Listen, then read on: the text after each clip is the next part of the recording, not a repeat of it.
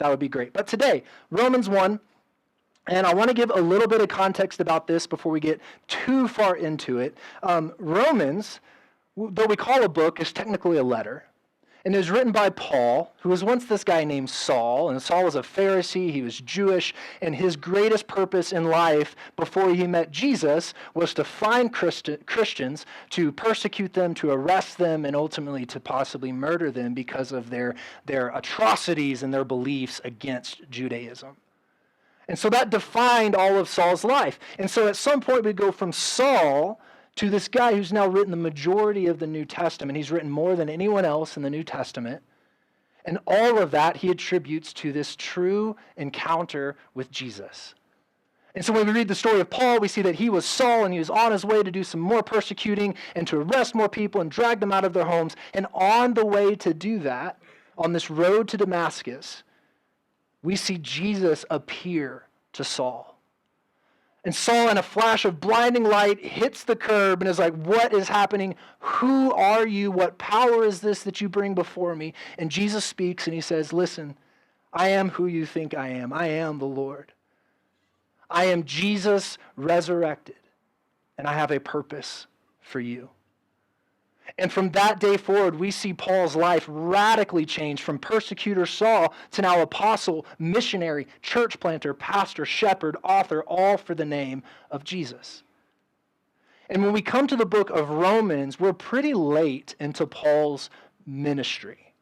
So he's already done these 3 really big missionary journeys where he's traveled all throughout the known world trying to share the gospel, trying to start new churches and raise up new missionaries and raise up new pastors. And he's completed his 3rd missionary journey and he's preparing for his 4th. And the 4th missionary journey is going to look like this. I'm going to take a breather. I'm going to collect my thoughts. I'm going to go to Jerusalem and I'm going to take them this gift that all these other churches have been raising to give them, to support them, to thank them for their ministry of sending to multiply these new churches.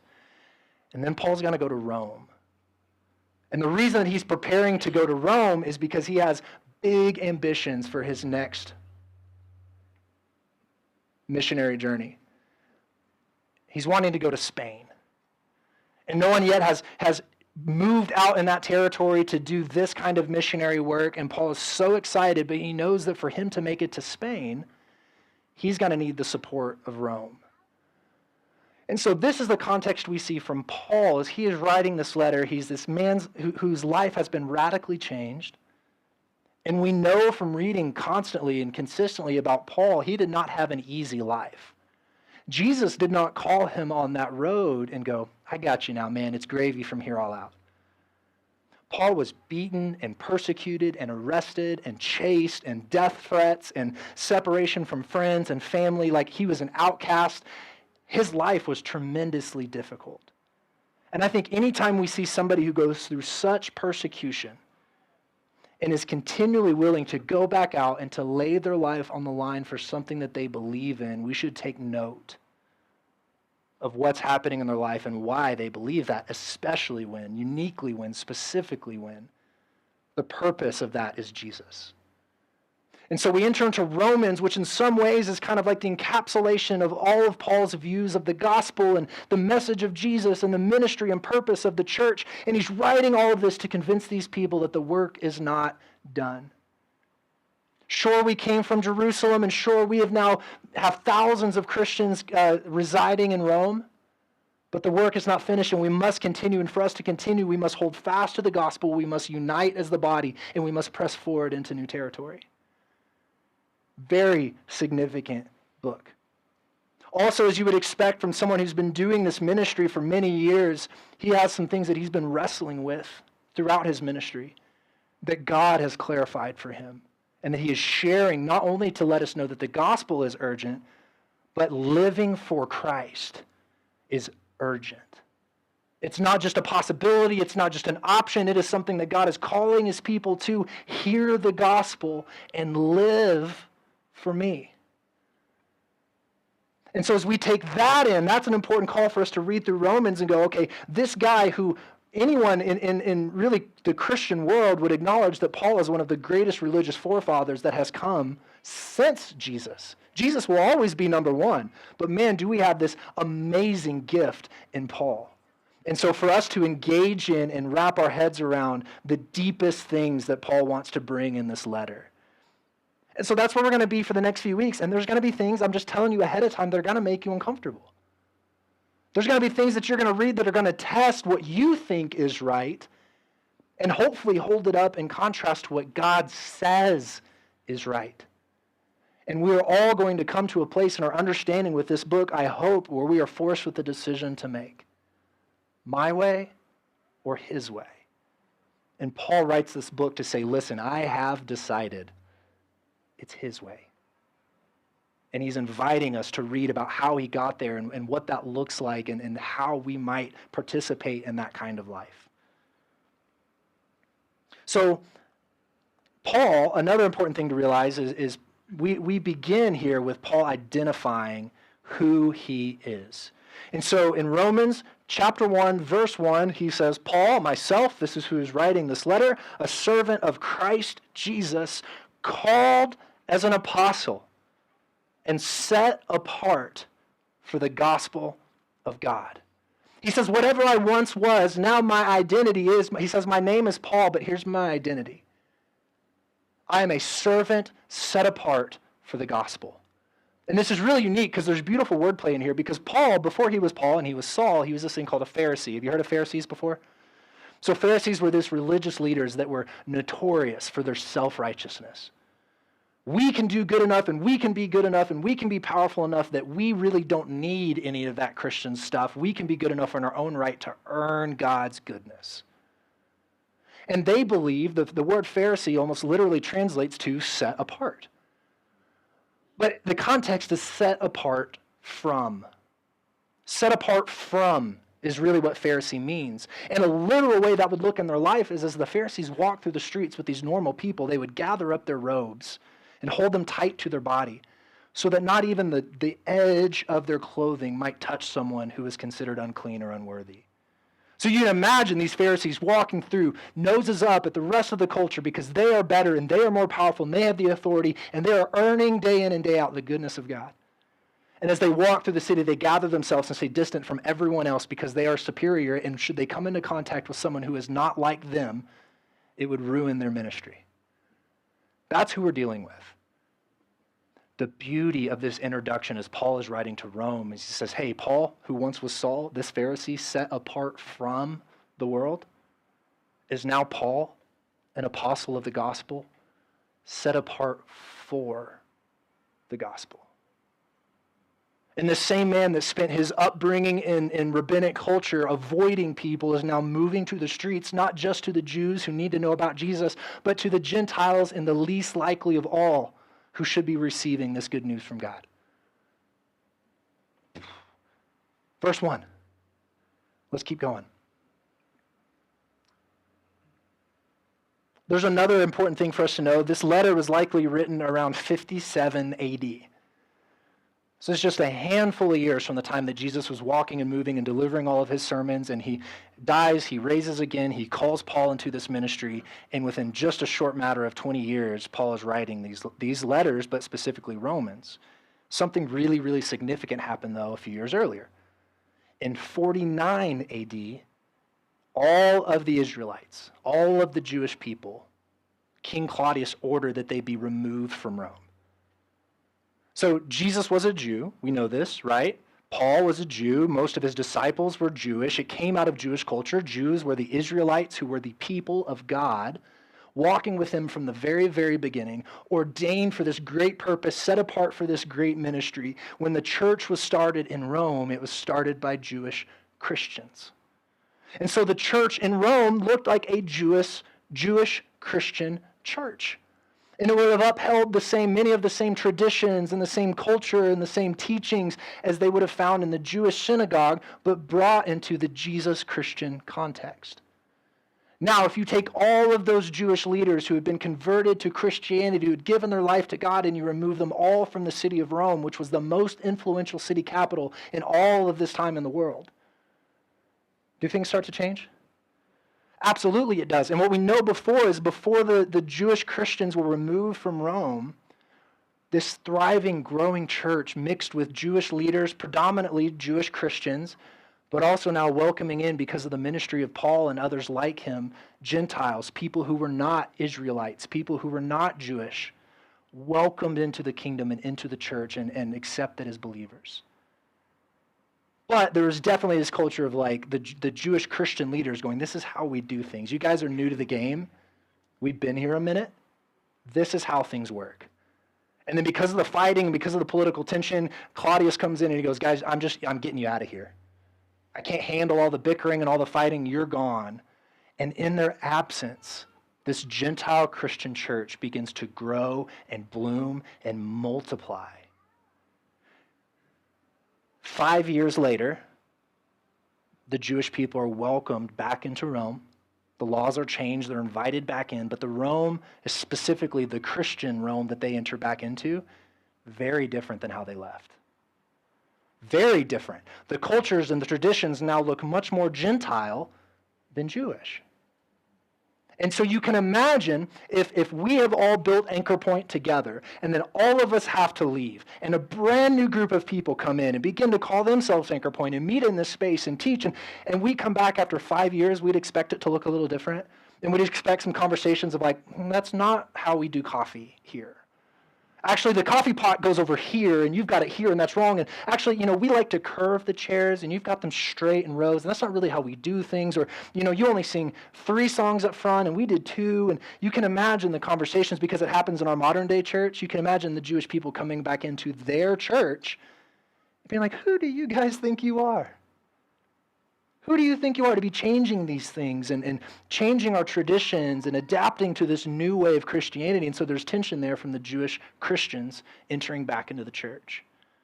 But the Gentiles are also not off the hook, because these Gentile Christians, in the absence of all the traditions and the teachings and the goodness of the Old Testament, have begun maybe to lean too far into their own understanding and their own ways, and they've begun to see, like, look how we're multiplying and look how we're growing. We must be the new honored people of God. And all of this Israelite stuff is old news. Can you see how that could cause tension? Welcome back, guys, but we're running the show now, so sit there and do your thing and let us do our thing. And Paul knows that this ministry that is possible to come out of Rome will not be impactful and effective if the church cannot come together. And so of the purpose of this letter of Romans, he is writing, one, to prepare the way for him to go to Spain and to the ends of the known world, continuing to share the gospel. But it's also to unite this church and these people across different political lines, across different backgrounds and family history and experiences, to unite them under one thing, and that is the gospel. This world, our modern day, our culture is also characterized by division. Can we agree on that? It's every day, and it's in all the news articles, and every channel that you turn on is defined by this division that I feel people are trying to create. Because when you have sides, you have battle, and when there's battle, there's power, and when there's authority I can influence and have over you, I'm going to create strife so that I gain more attention. We have right versus left, new versus old. We have generational division, all the comments on Gen Z versus millennial versus boomer, divided concerning education, divided concerning wealth, and yes, of course, divided in our modern day concerning religion. What is true, what is good, what is right for you, what is right for me, and all of those things create division and tension in our world. We see a need for reconciliation, yes? Regardless of side, like we can all sit here and see the brokenness and go, something has to be done. The problem is we all have very different opinions on what it means to find reconciliation in this world. There's 1,000 different opinions on how to achieve unity, and typically the solution concerns redistribution of assets or of power or of money or of influence. If the right things were here, the right person had this power, the right people had this kind of money or this kind of influence, we could reconcile this disunity. But what do we find when those things are proposed? More or less disunity? More. If someone steps up and goes, I have the answer, just as many people step up and go, no, you don't. So who should be in charge? You? Me? Definitely not you. Certainly not me. Who should it be? They're asking the same questions in this early church in the city of Rome. Who fixes this? How do we get to this next season of health and unity? Paul shows up and he goes, I know. I have the answer.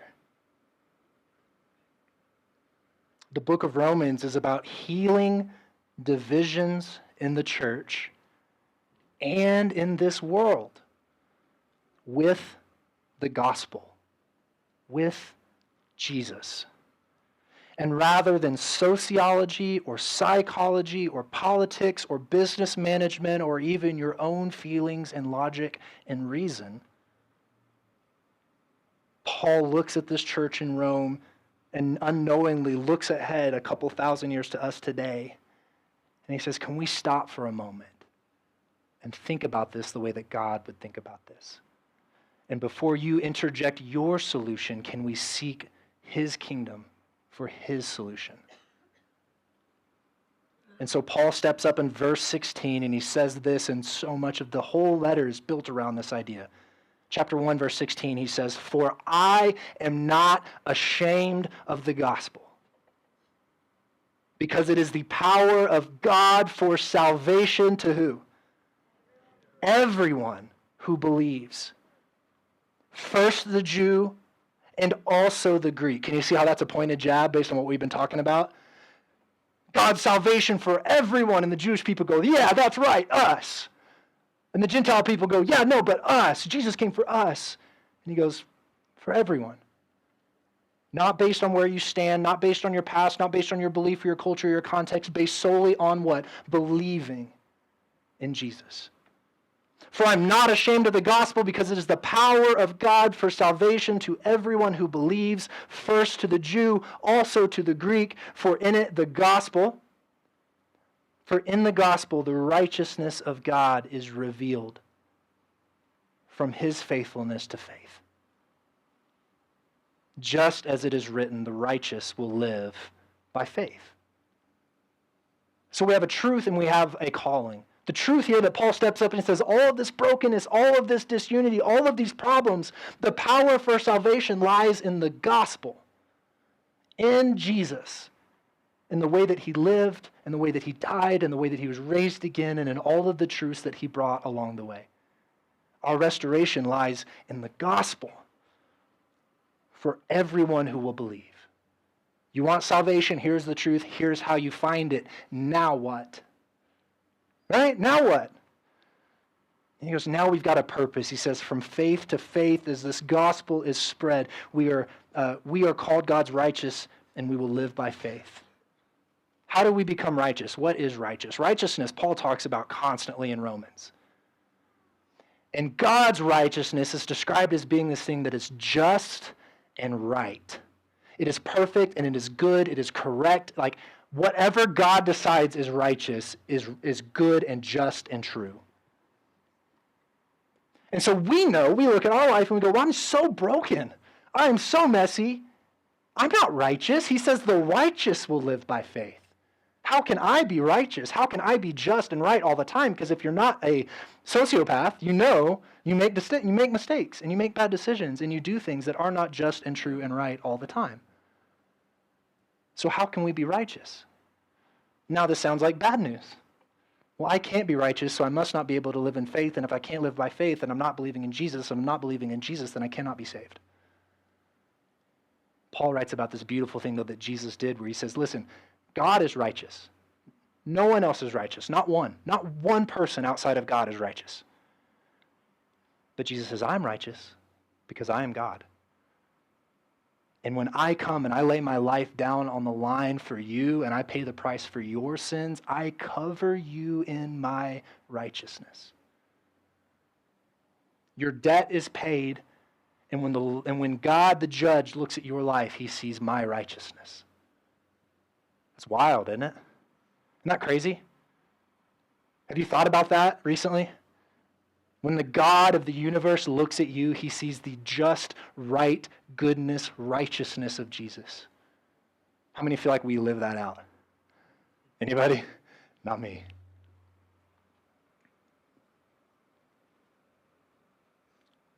Jesus says, when I have saved you and you believe in me, I cover you in my righteousness, and so you are now a part of my righteousness, and the righteous live by faith. Faith in what? That's another good question, isn't it? So what do we put our faith in? What is this? Just Jesus? Just the Bible? The church? What are we supposed to believe in? Paul's going to continue in here. But because that is the question, what do we put our faith in? Paul first wants to provide contrast. And he's going to say, here's what it looks like when you don't put your faith in God. When your righteousness is found elsewhere, when you try to justify the things in your world by other means of thinking and believing, where do you put your faith? So we jump down to verse 18. And I'm going to read through this pretty quickly, so follow with me. We're going to go through the next 20 verses or so pretty quickly. For God's wrath is revealed. Tough start? Yeah. We go from the goodness and gospel and righteousness and saved, and now Paul transitions and he goes, for God's wrath is revealed from heaven against all, not based on political lines or beliefs or backgrounds or wealth, not on all unrighteousness. On all godlessness and unrighteousness of people who by their unrighteousness suppress the truth. Oh, we found our category in case you didn't know. Without Jesus, this is where we fall into.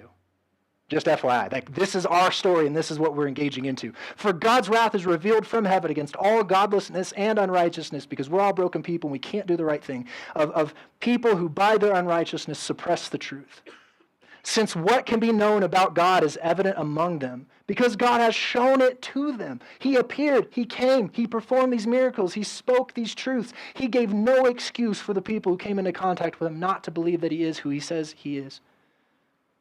For his invisible attributes, that is, his eternal power and divine nature, have been clearly seen since the creation of the world, being understood through what he has made.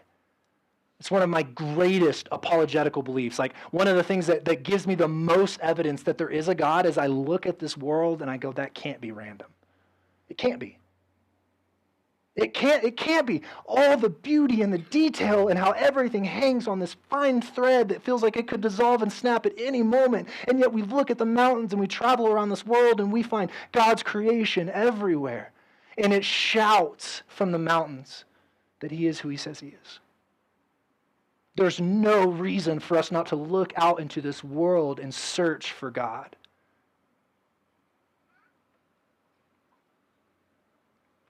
However, because of our godlessness and our unrighteousness and our desire to suppress the truth because it changes what we think is right, as a result, people are without excuse. For though they knew God, they did not glorify him as God or show gratitude.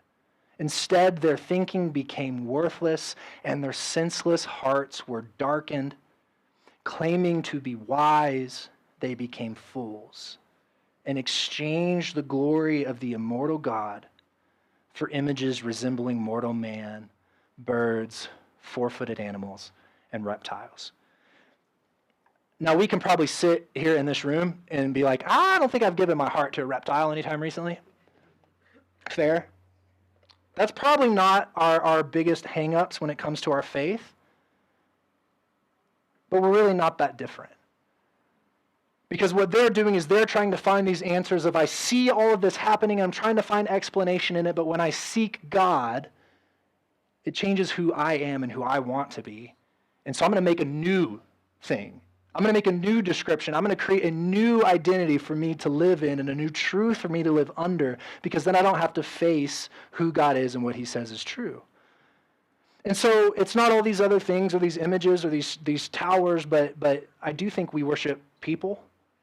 We make other people the solution to our life of how to find goodness and justness in this world. If I just do what they say I should do, then everything will be right. And we do that from political leaders to husbands and wives, to bosses, to influencers on social media that say, if you just do this, you'll find everything that you're looking for. It's the same thing.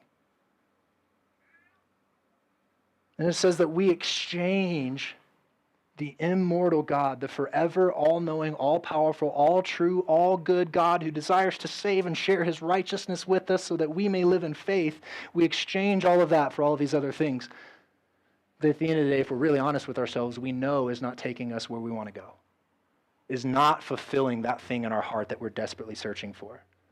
There's no amount of scrolling and searching and seeking that's going to find a truth that will surpass the truth that Jesus has provided. And I have to come to terms with that. But when we don't, he continues, he says, therefore God delivered them over to their desires and their hearts.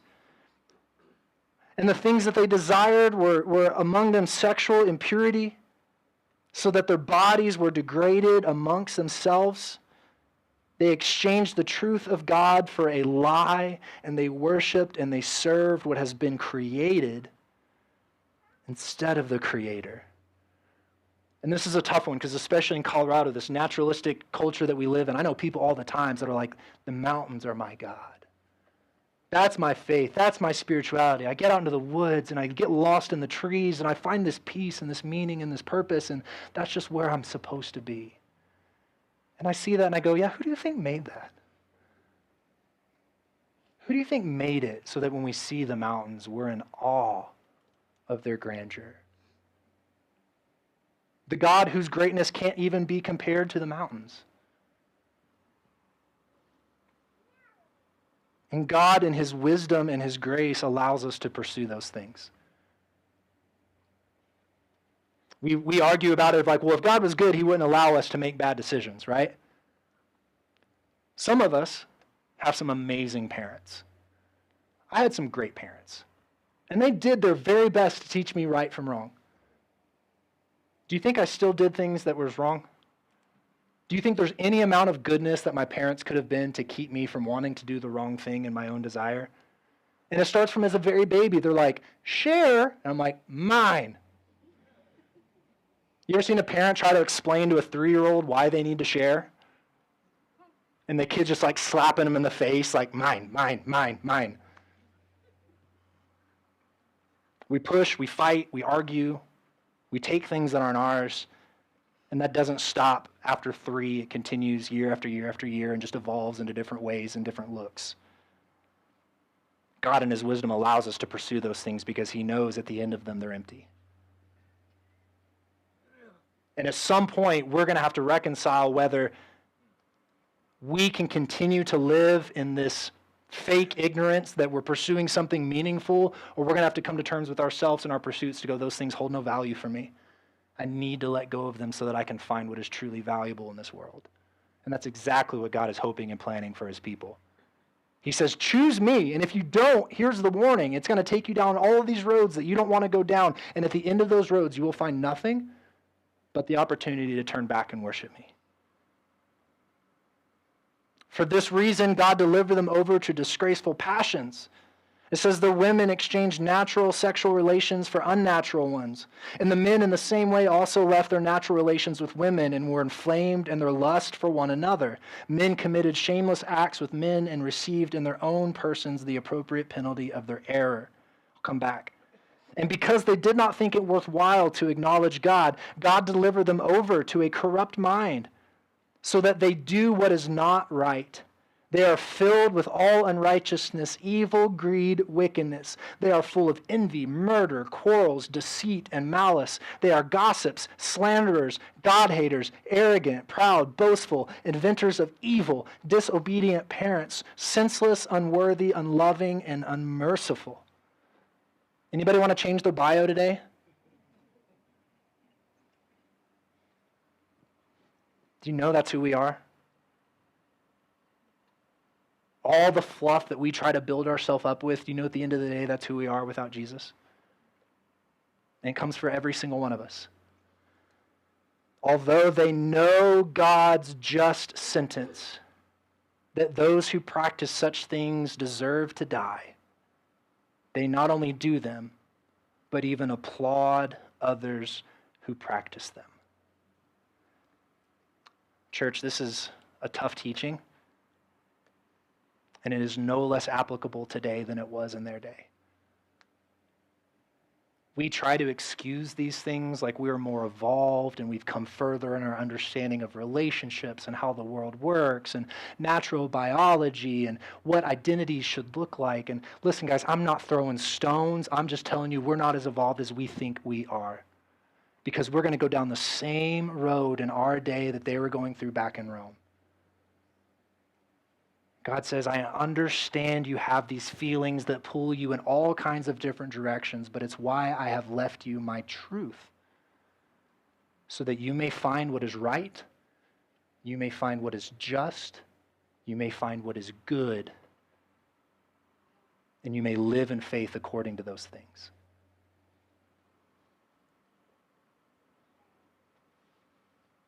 Gossips, slanderers, God-haters, arrogant, proud, boastful, inventors of evil, disobedient, senseless, untrustworthy, unloving, and unmerciful. While we may not describe ourselves with all of those, I guarantee you there's not one of us in this room that could probably get through this list without at least a couple of those, applying to the depths of our heart of how we feel or what we say even when no one's looking or watching. God's calling us to more. Just like Rome, do not be called off the path of God's righteousness today. And the world is going to look at you and they're going to tell you these relationships are fine, it's good, it's what man was made to do and be. And God goes, I made them and that's not what I made them for. And the world's going to go pursue these things and love these things and honor these things because that is good for you. And God's going to go, hey, I made those things. And those things are not for you. Here is what I've called you to live for. Here are the things that I've made good for you. We are responsible for verse 32. Each and every one of us are responsible for verse 32. Although they know God's just sentence, it is right for us to die because of our sin and because of our wickedness, because we have sinned against a good and perfect God. We deserve to die. We are all responsible for dealing with that information, but he also offers us something more. How does he offer us a way out of that? If I close the book right now, it could be pretty sad. Let's go back to verse 16. I want us to read this together. We're going to read it out loud together. Ready? Verse 16. For I am not ashamed of the gospel, because it is the power of God for salvation to everyone who believes, first to the Jew and also to Greek, also to us. For in it the righteousness of God is revealed from faith to faith, just as it is written, the righteous will live by faith. How do I find my way out of that place where all of my roads lead to nothing and emptiness and despair and brokenness and more torn relationships and more heartbreak and a more confusing identity, a more confusing purpose, a greater sense of lostness? And so how do I get away from that? Jesus. He says, the good news has come. I have come to save you from all of that. Believe in me. And then he says, put your faith in me. And live in faith and trust that the one who saves you also wants good things for you. He wouldn't save us for nothing. He doesn't save us to just exist and walk around in this world with our head between our legs, pretending that nothing is happening around us. He doesn't save us so that we can create this weird synchronistic faith where like some God things are good and some world things are good, and if I just put the right combination together, I can live in peace with this. He says, believe in me and I will save you and I will lead you to the true good things in this world. But now we look at Paul, and now we get to the rest of Romans, where he goes, what does it look like to live in faith? Because I think the church, and guys, we can blame the world all we want to, but I want to put some responsibility on the church in general. We've set our people up for failure. Because we've shared this message about how if you'll just give your life to the Lord, everything will be great and you'll be happy all the time and all the things that you've missed in this world will come to you fully and completely and you'll find the love of your life and have this family that's perfect and great and everything will be good and everything will be wonderful and you'll post on every Instagram post about the greatness and bigness and goodness of God because you never doubt and you never fear and you never feel shame. Anybody? I haven't found that. What I have found is a life of pursuing what's better. in the midst of the hardship, in the midst of the unknown, in the midst of me looking God as close as I can in the face and going, I don't understand. Why is this so hard? Why don't I feel you? Why don't I see you? Why don't I hear you? Why is this not like I think it should be? And we go back to Romans, and we go back to Paul, and we go back to Jesus. He says, believe in me and I will save you. Place your faith in me and live by me in faith. Challenging? Difficult? Does it feel impossible? It's okay to say it does. God does impossible things all the time. If he couldn't, he wouldn't be God. That's what we're getting into. Don't shy away from this, church. This is going to pick at some wounds, and it's going to scrape at things under the surface, and it's going to cause, even maybe now this morning as I'm reading about these different relationships and these things that Scripture says are wicked in the eyes of God, it's going to start to pull away at things in us that we have tried to convince ourselves is true and good. But as his people, he's called us to be faithful to him. And he's laid out before us a way in which we are to live. And we can try this hybrid life all that we want, day in and day out, and believe it's going to bring the things that we think it's going to believe. And at the end of the day, I promise you, I guarantee you it's not. So chase that down. Or stand with me.